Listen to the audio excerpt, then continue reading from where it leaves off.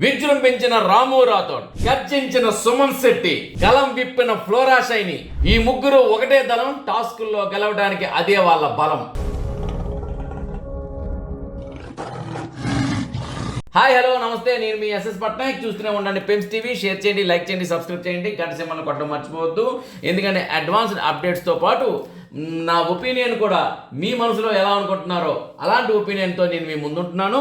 ఇక విషయానికి వస్తే ఈరోజు అంటే రాత్రి జరిగిన ఎపిసోడ్ 23వ రోజు, ఈ ఎపిసోడ్లోని నా అభిప్రాయానికి వచ్చినట్లయితే మొత్తానికి ఏంటంటే ఇందులో ఒక మిరాకిల్ జరిగిందండి. ఏంటా మిరాకిల్ అంటే, ఇంతవరకు ఈ 3 వారాలుగా ఎవరైతే నోరు ఇప్పలేదంటున్నారో, ఎవరైతే గర్జించలేదంటున్నారో, ఎవరైతే విజృంభించలేదంటున్నారో వాళ్ళే ఈరోజు గర్జించారు, విజృంభించారు, గలం విప్పారు, బలం చూపారు, దళంగా మారారు. గలం విప్పిన ఫ్లోరా షైని. గలం విప్పిన ఫ్లోరా షైని ఏంటండి? అవునండి, ఇంతవరకు మాట పెగల్చని ఫ్లోరా ఈరోజు తన మాట పెగిల్చి నామినేషన్ చేసిందండి. యాక్చువల్గా ఏంటంటే ఇందులో 12 మంది సభ్యులు ఉన్నారు. ఒక వ్యక్తి డెమాన్ పవన్ కెప్టెన్ కాబట్టి తన సంచాలకత్వంలో 12 మంది ఒక్కొక్కరు ముగ్గురుగా ఒక టీమ్గా విడిపోయి 4 బ్యాచీలుగా ఉంటూ ఈ 4 బ్యాచీలు లూడో గేమ్ ఆడారండి. ఇది లూడో గేమ్ ఆడారు కానీ బట్ ఓకే, ఇదంతా లూడో గేమ్ రక్తి కట్టినట్టు అనిపించలేదు కానీ బట్ ఒక టాస్క్. అది టాస్క్లో ఏంటంటే ఏంటి లూడో గేమ్ పెద్ద ఇంట్రెస్ట్ కలగలేదు కానీ సుమన్ టీం మాత్రం ఇంట్రెస్ట్ కలిగించింది. యాక్చువల్గా ఏంటంటే ఈ టీంలో వచ్చేసి హరీష్, కళ్యాణ్ అండ్ ఇమాన్యుల్ ఒక టీం అయితే మరి తనూజ, దివ్య అండ్ రీతు ఒక టీం, ఇక సుమన్ శెట్టి, ఫ్లోరా, రాము ఒక టీము, అదేవిధంగా భరణి గారు, సంజన గారు అండ్ శ్రీజ ఒక టీం. అయితే ఈ రాము, సుమన్ శెట్టి, ఫ్లోరా ఎప్పుడైతే ఒక టీం ఉందన్నారో పక్కన నవ్వుకున్నారు అందరూ ఆడియన్స్తో సహా. ఎందుకంటే ఈ ముగ్గురు కలిసి ఒక టీం ఏం పీకుతారు అన్నట్టు. నిజంగా ఇంతవరకు ఏం పీకలేదు కాబట్టి అఫ్కోర్స్ పీకారు. రీసెంట్గా నిన్నే సుమన్ శెట్టి విజృంభించాడు. అంతకు ముందు వరకు ఏ ఒక్కరు ఇక ఫ్లోరా గెలిచి ఇమ్యూనిటీ తెచ్చుకుంది, అంతకు ముందు వరకు ఏం లేదు. రాము గెలిచాడు, ఆ గెలుపులో కూడా చూసాం కానీ అంతగా రక్తి కట్టించలేకపోయాడు, కాముగా చేతులు కట్టుకొని ఊరుకున్నాడు. సో ఈ విధంగా ఏంటంటే ఏదో గెలిచారంటే గెలిచారు, అది కూడా ఎవరి వల్ల? పక్క వాళ్ళు సపోర్ట్ చేయడం వల్ల. కానీ ఇలా పక్క వాళ్ళు సపోర్ట్ చేయడం వల్ల గెలిచిన వీళ్ళే సపోర్ట్గా మారి, అంటే సుమన్ శెట్టి, ఫ్లోరా, రాము ఒక దళంగా మారారు, వాళ్ళ బలం చూపారు. అక్కడి నుండి ఏంటంటే వాళ్ళు గలం విప్పారన్నమాట. నిజమేనండి, గలం విప్పిన ఫ్లోరా షైని.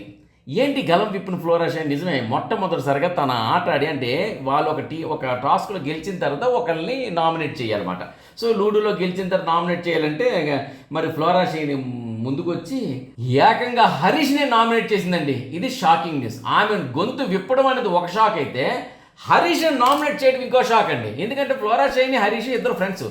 హరీష్ పై ఆమెకుండే ఒపీనియన్ని కుండ బద్దలు కొట్టినట్టు చెప్పి నామినేట్ చేసింది. దానికి హరీష్ వచ్చేసి డిఫెన్స్ చేసుకుంటున్నాడంటే హరీష్ ఎవరికైనా డిఫెన్స్ చేసుకుంటాడు, ఆ డిఫెన్స్ చేసుకున్నాడు. కానీ ఆమె ఏం చెప్పాలనుకుందని చెప్పేసి నీలాంటి వాడు ఆ రోజు నుండే నేను స్నేహితుడిగా మర్చిపోయానన్న మాట కూడా పెద్ద మాట అనేసింది ఫ్లోరా షైని. ఎవరికి? మన హరీష్కి. సో ఆమె ఎవరికైనా నామినేట్ చేయొచ్చు కానీ హరీష్ని నామినేట్ చేస్తుందని కల్లో కూడా ఎవరు ఊహించలేదు, ఆమె మాట్లాడుతుందని ఊహించలేదు. అలాంటిది గలం విప్పి హరీష్కే వేలెత్తి చూపించి తన బలాన్ని చాటి చెప్పుకుందండి ఫ్లోరా షైని. ఇక గర్జించిన సుమన్ శెట్టి ఏంటంటే గర్జించాడు. అన్న మామూలు గర్జించలేదండి. అన్నకు టైం వచ్చిందని ఎవరికైనా నామినేట్ చేయాలన్నారు. అటు ఇటు చూసిన అన్న చూసిన తర్వాత రీతు అన్నాడు. షాకు. రీతు ఏంటి? రీతు మీద ఏం చెప్తాడు? రీతుకి ఇతనికి ఏముందనుకున్నాడు. చూసిన తర్వాత ఏవో గుడ్లో పంచాయతీ చెప్పాడు. తర్వాత వచ్చినప్పటికి ఎక్కడ మాటలు అక్కడ చెప్తున్నావు అని చెప్పాడు. నెక్స్ట్ ఇంకొకటి ఏంటంటే ఆటలోనే వచ్చేసి కరెక్ట్గా నువ్వు సంచాలకత్వం చేయలేదని చెప్పాడు. అరే పాతవన్నీ ఎందుకు చెప్తామన్నా అది ఇది అని మాట్లాడేటప్పుడు ఫ్లోరా షైని అందుకొని మీరు కూడా పాతతోనే నన్ను నామినేట్ చేస్తున్నారు కదా అన్న. ఇదంతా డిస్కషన్ జరిగింది. కట్ చేస్తే ఇవన్నీ ఒకే విషయం అయితే ఒక్కసారిగా సుమన్ శెట్టి నువ్వెక్కడదక్కడ తగిలిస్తున్నావు, అక్కడిదక్కడ మాట్లాడుతున్నావు అన్నాడండి. ఇక్కడ టీవీ చూస్తే నాకే కళ్ళు ఇలాగే ఏంటిది సుమన్ శెట్టి అని. సో సుమన్ శెట్టి అన్న ఇంతలా గర్జిస్తాడా అనిపించిందండి. నిజంగా సుమన్ శెట్టి మాత్రం రీతు పైన గర్జించాడండి. అందరిపై గర్జించాడు, రీతుపై గర్జించిన సుమన్ శెట్టి అని రాసుకోవచ్చు. ఇక విజృంభించిన రాము రాథోడ్. నిజమేనండి, ఎంతవరకు రాము రాథోడ్ కామ్ ఊరుకోవడం, ఏదో గెలిచానంటాం. ఇట్లాంటివన్నీ ఉన్నాయి. కాబట్టి ఏంటంటే కానీ ఈ రోజు మాత్రం టైం మళ్ళీ వచ్చింది అని ఏకంగా ఈ ముగ్గురు ఆడుతుండేటప్పుడు ఏంటంటే టైం చూడండి ఎలాగొస్తుందో, ముగ్గురికి 2 సార్లు గెలిచేశారు. సో వచ్చింది మళ్ళీ ఎవరైనా నామినేట్ చేయలేదు, సంజన నామినేట్ చేశాడు. సంజన నామినేట్ చేశాడు ఎలాగంటే సంజన మీద పాయింట్ టు పాయింట్ పేపర్ మీద రాసుకున్నట్టు వచ్చాడు. టక్క చెప్పి విజృంభించాడు. ఆమె డిఫెన్స్ చేస్తుంటే ఫర్ ఫైటింగ్ ఇచ్చాడండి. రాము రాథోడ్ మాత్రం ఈరోజు విజృంభించాడు అనిపించుకున్నాడండి. నిజంగా విజృంభించాడు రాము Rathod.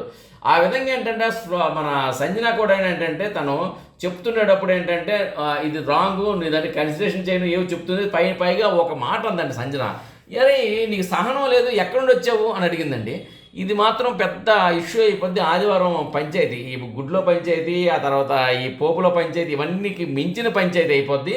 In the same time Lakkur panchayat కన్నా మన రెడ్ ఫ్లేవర్ పంచాయతీ కన్నా పెద్ద పంచాయతీ అవచ్చు. ఎందుకంటే నువ్వు ఎక్కడి నుండి వచ్చావు బిడ్డ అంది. అంటే ఎక్కడి నుండి వచ్చావు అంటే తను వచ్చిన అంటే ఎక్కడి నుండి వచ్చిన తను వచ్చిన ఒక సమూహం గురిండా, తర్వాత లేదా అంటే తను వచ్చిన ఒక ప్రాంతం గురించా, తను వచ్చిన లేకపోతే ఒక సహచర్యం గురించా, దేని గురించి అనేది మాత్రం కొంచెం అలా అనకూడదని అందరూ కూడా పక్కొచ్చి శ్రీజ చాలా చక్కగా చెప్పింది, మీరు అలా అనకూడదు అని. హరీష్ వచ్చేసి తన దగ్గరికి వెళ్ళి ఆమె అంత మాట అంటుంది, అలా అనకూడదని కాస్త కొంచెం ఆజ్యం పోసాడు ఎవరికి, మన రాముకి.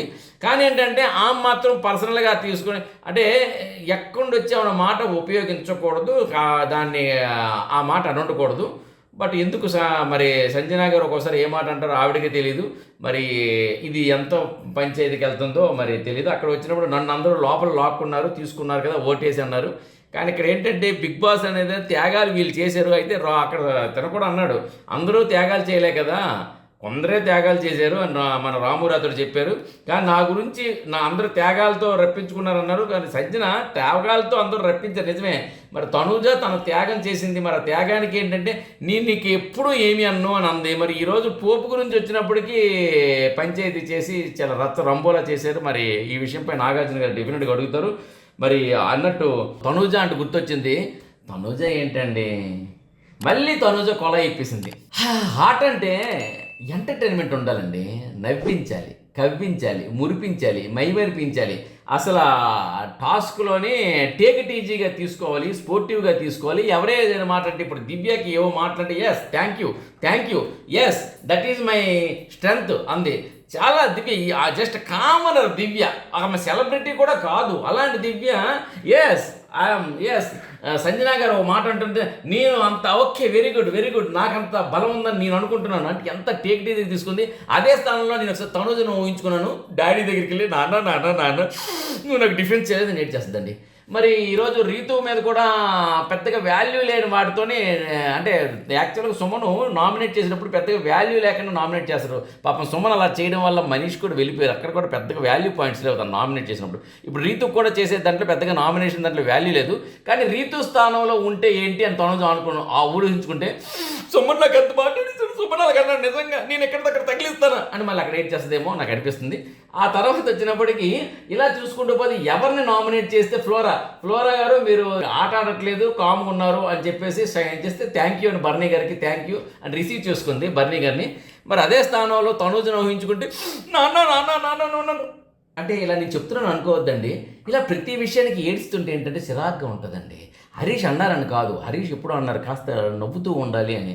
ఇక్కడ ఏంటంటే అసహనం. ఇది ఎలా ఉందంటే తనూజ యొక్క అసహనం ప్రేక్షకులకి సహన పరీక్షలా ఉంది. నిజమేనండి. ఏంటంటే ఏ మాట అన్నా తనూజ కొల ఇప్పేస్తుంది, ఏడ్చేస్తుంది. అసలు ఎంత ఏడుపు, ఆ ఏడుపులో కూడా ఏంటంటే నంగితనం.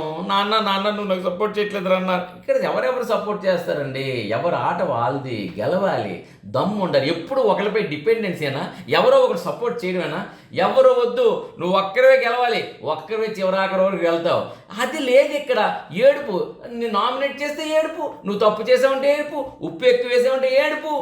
మరి లేదా ఏ విషయంకైనా అసలు ప్రతి విషయానికి ఏడుపు. ఒక టీవీ సీరియల్ ఏడుపు టీవీ సీరియల్ చూపిస్తుంది, హాస్యం టీవీ సీరియల్ కాదు, ఏడుపు టీవీ సీరియల్ చూస్తుంది. ఎందుకంటే ఆమె తనూజ ఎంటర్టైన్ చేయడానికి వచ్చింది, ఆట ఆడాలి, నవ్వించాలి, కవ్వించాలి, మైమిరిపించాలి అని చెప్పాను కదా, మళ్ళీ చెప్తున్నాను ఆ విషయంలో.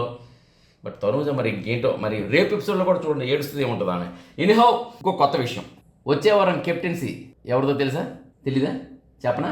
వచ్చే వారం కెప్టెన్ పడాల కళ్యాణ్. అవునండి, పడాల కళ్యాణ్ నెక్స్ట్ కెప్టెన్గా రాబోతున్నాడు. మనం చూడబోతున్నాం. మరి పడాల కళ్యాణ్ ఒక సామాన్య వ్యక్తిగా, అంటే ఒక కామనర్గా ఇంట్లోకి ఎంటర్ అయ్యి తను ఒక ఓనర్గా ఉండు తను ఏం చేశాడంటే ఏదో చేశాడు.